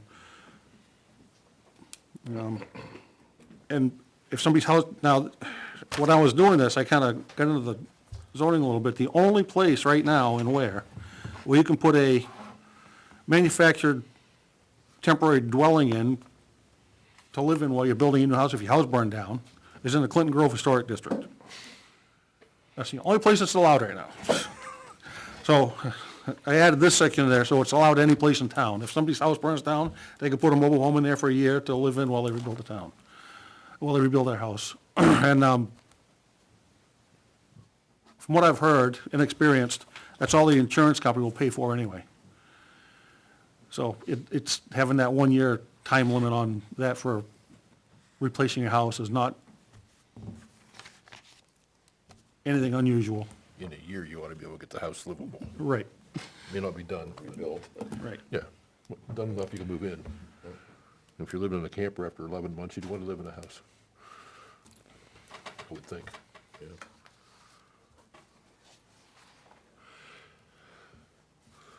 We didn't make any proposed changes to this from the last time we talked about it. But Anybody else have any comments, questions, The thoughts? only thing I noticed was different was the construction trailers. If somebody's running a construction job, and they got an on-site office or construction trailer. That's something. yeah, the beginning. Huh? That- That was in the last one? I didn't. Yeah, understand. I think we made it longer, but that's, but we talked about that, we made Yeah, it longer yes. last time, yeah. I've seen some projects, they sat there for a Well, year. I 'cause they're know, still well, you going. weren't here, you didn't hear us talking about it. I saw it online. Oh, okay.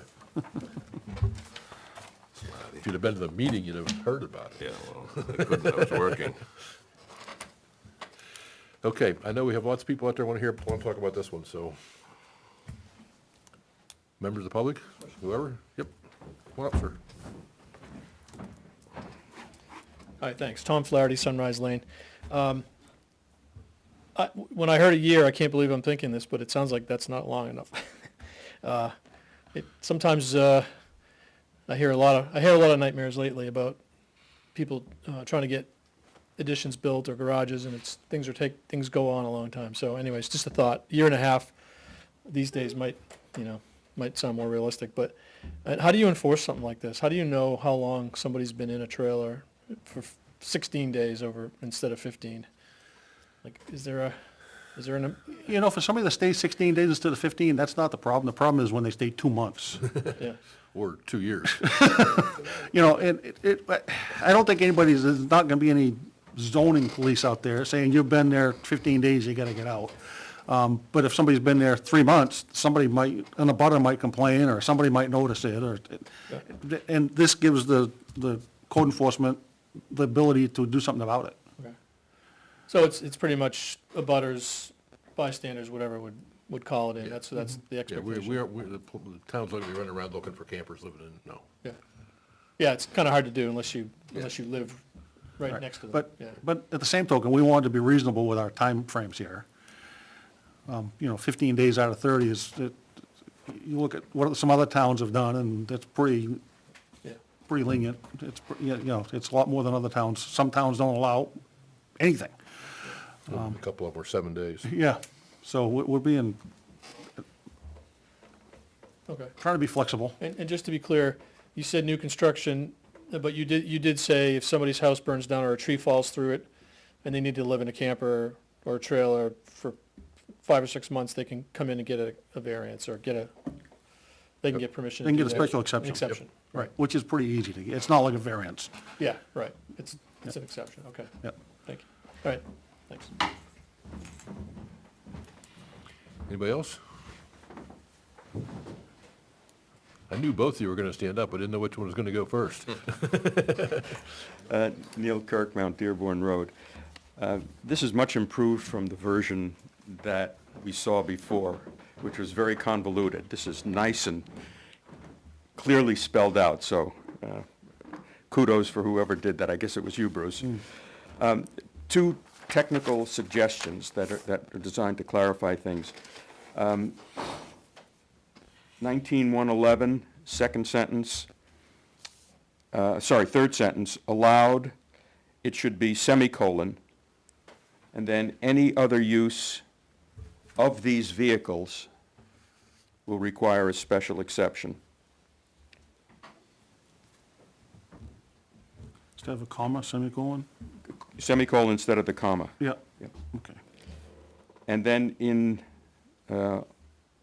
19-111-1, second line, less than 121 days, I assume you mean and should insert in a 365-day period.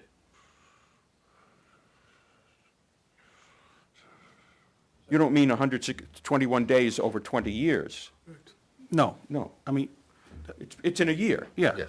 that's, So in a yep. No, we could- 360-day, 65-day period, so it's not a calendar like that year. same language you have above, in a Yes. 365-day period. Yes. Right. Yeah. Okay. And now I have a question. In 19-111, when it was originally written, you had mobile homes. You don't have it now. Is there a reason for that, and what's the consequence? Mobile homes, people don't put in for temporary, use like this. We have a, We don't have a definition of mobile homes, it's only of manufactured housing, which I think is the same thing. The same thing, that's Yeah. what they call it, it's referred to as manufactured yeah, housing. so that's covered by a different section of the code, of our ordinance, really. So Oh, that's the one he saw. if I'm reading this correctly, and just looking at this and not the other section to which you could refer, a person could take a manufactured home, put it in his field. Well, they're gonna need a building permit to bring in a manufactured home, because they gotta mount it on a pad. You have to. Yes, Okay. it has to be tied down, septic system, well, the whole 9 yards when And you if they do that. If they did that, then they could rent that out as an Airbnb. This isn't addressing the Airbnb thing. No, at all. I understand that, but they could, or they could live in it themselves. Yep, Okay, but they do need a building permit for that. yes. Thank you.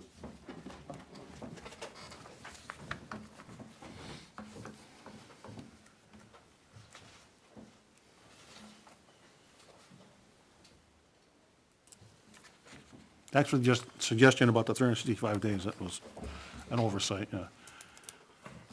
I said, thanks for the suggestion about the 365 days, it's a, Mr. Pratt. And to buy these vehicles, of course. Or of these vehicles. I had your name all written down and everything, waiting for you.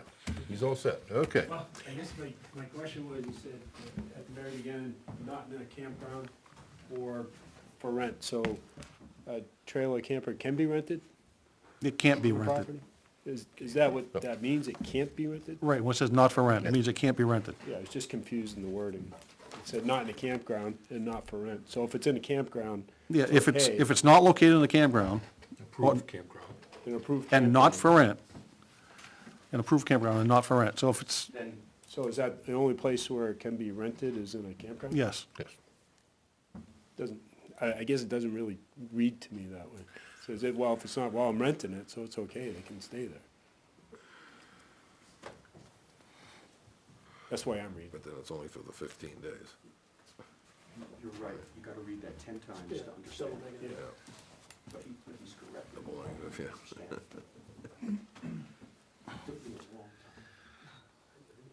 yeah. I was trying to keep it as concise as possible, because of, You got one attaboy, don't worry. the last time I tried this, it went down in flames. Tony went flame.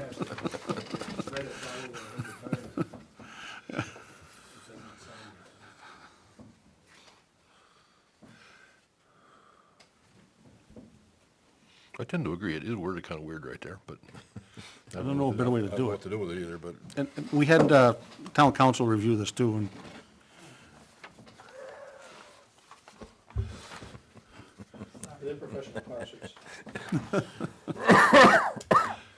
Okay, the next item on the agenda is for a petition received to change the zone of a property at 117 Abijah Bridge Road. I'm gonna step down for a second, Oh, because you're, since my name's on the first, my neighbor's property. yeah. You want me to say anything about it, I can tell you about it? yeah, could you describe what's going on with it? You have to send anybody or not? Yeah, I'm it. 117 Abijah Bridge Road used to be 2 lots, I sold him. Yo, yeah, hold on a second. Yep. Since you're recuse yourself, I'm gonna appoint Ray as a, Ray? Paul Okay, is a I am blind. voting member to, Ray might be able to call in a vote, we don't know. Phone a friend. Anyway, to replace you. the petition is from my neighbor beside me, neighbor beside me, obviously. And he's got 2 lots, one of them is zoned in residential, one of them is zoned in, well, at that time, one was zoned residential, one was zoned rural agricultural, he has since merged them, so now he has a lot with a split zone on it. So he wants to change it all to rural agricultural, in a nutshell. Okay. And for everybody else's, this is the lot on Badger Bridge Road with the underground house in the field, With the, down yep. just before the foot of the hill. That's not big, because that's the farm they put over. You know where I live, Paul? Yeah. They keep on going down the hill, next house on the left. Oh, okay. There's an underground house there. Well, maybe I didn't see it then. I'm not a hobbit, so I don't know. It's not really underground, this looks underground for the road. Well, you say that, everybody knows what you're talking about. I quizzed Craig before the meeting because I didn't see the landowner's signature here on the petition. That always makes me nervous when you see a petition that doesn't include the landowner himself. But I guess he's on page 2 that we didn't get. You don't ask me, ask them. Yeah. I stepped down. Jackie Pratt, Winter Road. I walk that area all the time. I guess I'm just a little confused as to why now, because it's been a farm for, I don't know, a couple of years now, because I know they have sheep and stuff. And I remember Googling it because when I walked by one day, all of a sudden I noticed that they had a farm sign, a farm stand, and they were selling, I think, like honey and mushrooms and raspberries, things like that. So when I got home, I searched it because I was just curious. Yeah, I don't know how it ended up being zoned just straight residential. I don't know if it was the initial zoning that it, But I mean, so when I Googled it, that you can sign up, it's, I don't know, it's a little confusing. It seems like you can sign up to tour it or something on Instagram. So I'm just wondering, is it a business as well, or it is a farm, because I did see Zulip, I think it's called Zulip Farm. And I saw the little farm stand and everything, and it was just like I said, I walked by one day, all of a sudden I'm like, oh, it's a farm. cute. And then I saw the sheep and everything, and then I saw all the plantings and stuff, and then, like I said, when I searched it, I'm like, oh, you can, it says like, come look, and you fill out a form to go Yeah, that's, look, so I, if the homeowner's allowing people to do that, the landowner, I mean, that's, well, then would that be a business? Would they be zoned for business? if it's a farm, it's an agricultural thing, it would, they haven't been before us for anything. Oh, I guess that's what I was just, I So- always thought it was a farm, it's just, Yeah. I was surprised to see it on there because I've only seen it to be a farm. That, like I said, when I just started, Yeah. I just walked that route and I go, and actually that's why I saw yours, because I saw that big, huge, I thought that was a snowmobile path, and I was getting ready to go on it, and I saw private property. So then I Googled it when I got home, because I was trying to see if there was a roundabout way to, like, if it was a I snowmobile looked trail, at I was the gonna skip over your property, I'm like, oh, it is his property. Yeah, that's the owner's name. Well, that's what I was like, oh, look, I mean, it goes all the way up, but anyway, so that, I was just curious, because it's, I've been walking got it right to for farm in it. years, and it's, It doesn't It's- matter.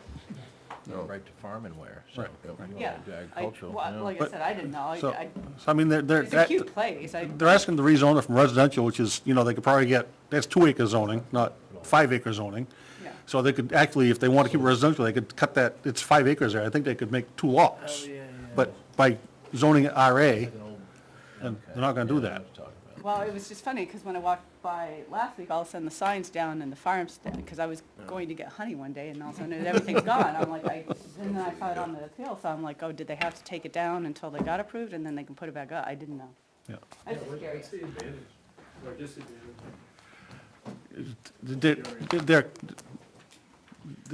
There's a disadvantage to the landowner, and now they're giving up some of the development rights, because now our lot size is different for RA than R. So, but if they're willing to do it, There is advantages with the state, various agricultural departments, do zoned agricultural, zoning residential, and doing a farm. So there are advantages, that's why he's doing it. Okay, that's what I was wondering, I wasn't sure. and so, yeah. Yeah. Our function at the planning board on this one is, because this is a petition to amend the zoning map, we have the ability to put after the zoning article, we recommend this article, or we do not recommend this article. So that's what we're gonna vote on right now, is to, do we recommend this article or not? Like I said, I was Yeah. just curious, because there one day was gone, what happened, I was like, oh, no honey. I was just curious. One of the signs we want to do it. Anybody else, any questions about? So it's the planning board's pleasure regarding this. Somebody wanna make a motion? Yeah, we did a couple of. Well, this is a petition, then we have to vote to recommend or not recommend it, don't we? We're not done, So we we, can do- we're not done with the others, though, we're gonna do that next meeting. Well, in 2 weeks. Do you wanna do this one in 2 weeks, or do you want to, Yeah, might as well. Oh, that's by petition, so it doesn't, I mean, if we do it now, it's out of the way. That's a big deal. We keep talking about it much longer, it could be. I move we recommend the petition. I'll second it. All in favor? Aye. Opposed? Abstentions? Okay. Take that one off the agenda for next meeting, anyway. It's all done. I want to get shot, I just want to laugh. It's by petition, it's by petition, so it's, We can't change anything, it's a petition, we can't change, even if we see there's something wrong with it, we can't do anything. All we can say is, we like it or we don't. People can ask questions on it. well, Yeah, but we only need to have one public hearing on a petition item. We don't need to have 2, it's not like a zoning change. Dirt bikes. You can walk, you can hunt, you can fish, you can have a good time. Anyway, we'll get back to that after the meeting. can I annotate there? Fred, you read, before we move on, there were some changes that town council had provided you. Did you add those to his email? It was the leading language, the lead-in language, right? The leading language, but she also, you sent her back an email regarding the definition of private road and the amendment to 1711. I don't think I saw whatever you're talking about, I don't think I saw it. You typed it. What the hell? Okay. It says from Craig to Laura and me. Do you see it? I was losing it.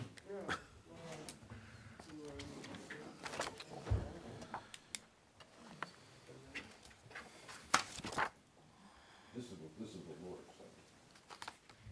And, no, you read from the bottom up.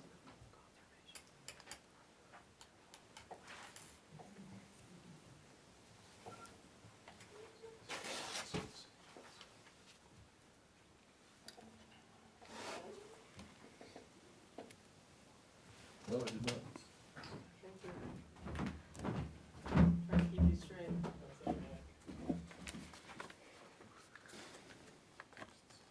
I was wondering what day of the week it was. What? I was wondering what day of the week it was and what time of day it was. Monday or Friday? Is this pertaining Like to that that. from Craig Francisco on a Thursday at 8:30 a.m.? I should have been awake at that time. Okay, so we gotta back up a little bit, sorry, folks, to the private road discussion. I need that back, because I only thought about him. I won't throw it away.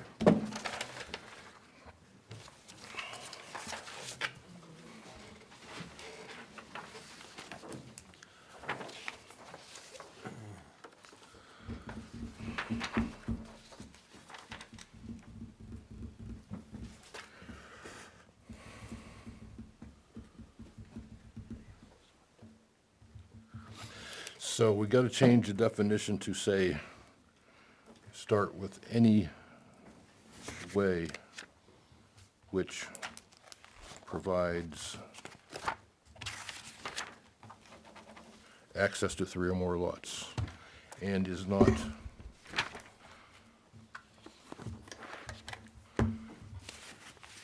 a class 1 through 6 highway.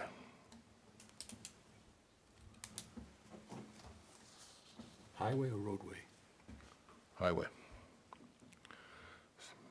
States RSAs talk about highways, they don't talk about roadways, sorry. Ways and highways. Highways. So you're changing your whole definition to private road? Yes.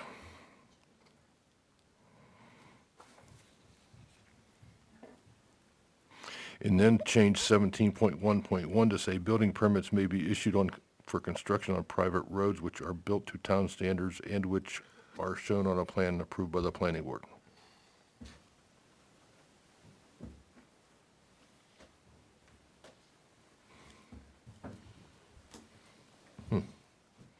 I don't remember this conversation at all.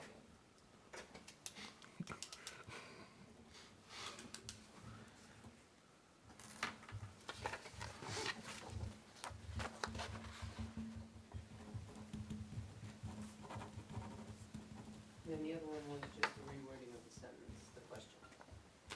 That's just, because she does it different than Bill did. What are you talking about? What other one? Keep going, there's 6 pages to that. Yeah, she's okay with everything else. I'm just saying, there'll be a change for the next public hearing because the wording for the question is going to be different, because she's already done that. Okay. Yes. I wanted to make sure you were going to include that, because you did Yes. it next time. I will change the definition. I'll change 17.1 and I'll change 4.1 per my email dated 12/21/23 at 8:30 a.m. to Laura, because I can go on my sent items and find it rather than writing it all down right now. At the bottom. So when I make the changes and I can publish it, I make the changes to the next public hearing, it's just what you done. You will get my changes tomorrow morning. What are you waiting for? 6:30.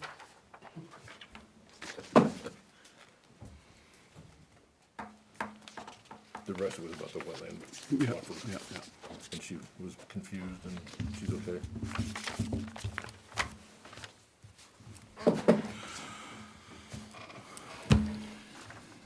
The only thing else I have is minutes for December 14th. You're gonna close the public hearing?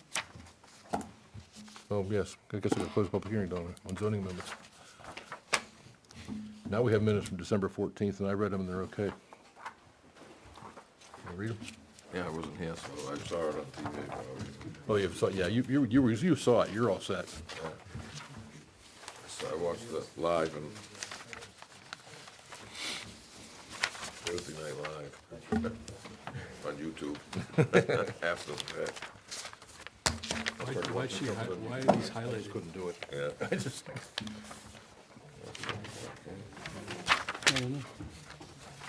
Got the minutes?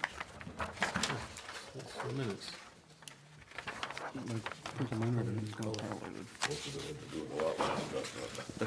yeah. Most of it, a lot, just Which is 500 some square feet. Still going on. Page 3, Board of which- Selectmen, so.